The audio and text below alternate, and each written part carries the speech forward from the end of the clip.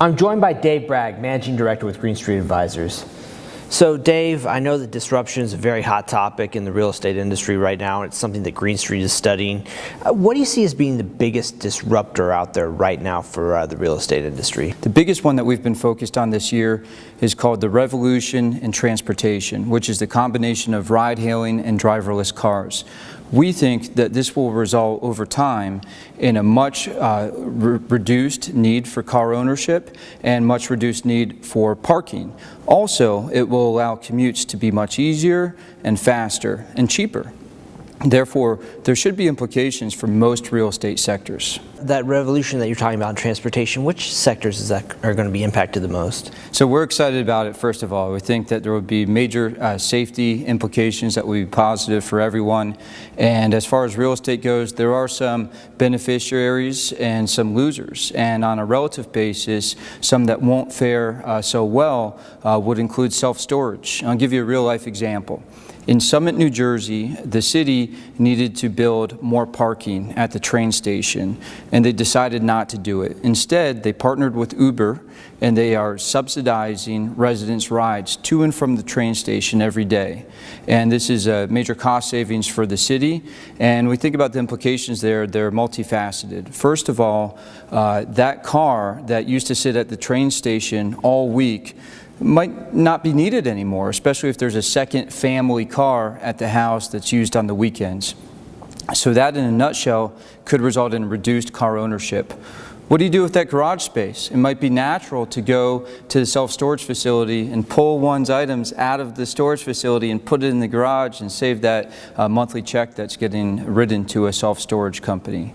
Another sector that would be affected is industrial, which is a beneficiary due to heightened e-commerce demand. Also, the industrial sector through driverless trucks, which might arrive faster than driverless cars. In fact, they're being tested right now, will benefit through a more efficient supply chain. On the other hand, on the same note, low-quality retail would be negatively affected. This probably will solve the last-mile problem that has perplexed retailers for some time. Okay, now that's kind of at the sector level. What about property-specific examples of how this disruption might occur? Think about high-quality infill assets, and this would be applicable to several different sectors, but one we have focused on is in the mall space. And take specifically, for example, Aventura Mall in South Florida, which sits on about 100 acres of land. And compare that to Bal Harbour Shops, also in South Florida, sits on about 15 acres of land. They're both very, very high quality malls. We rate them both as A++. They have great performance metrics.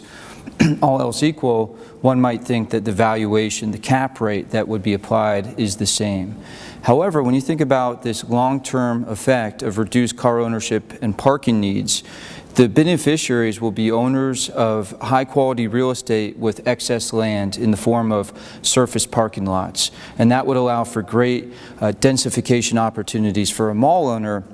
And it doesn't have to be retail. It could be restaurants or lodging or condos. So there will be a lot of opportunity there. Now you've told us a lot about the transportation revolution, but what about other disruptors that are out there? There are so many, and we've done a lot of work as a research team this year on e-commerce, which is beneficial to the industrial sector, and you're seeing that reflected in the industrial REIT performance this year.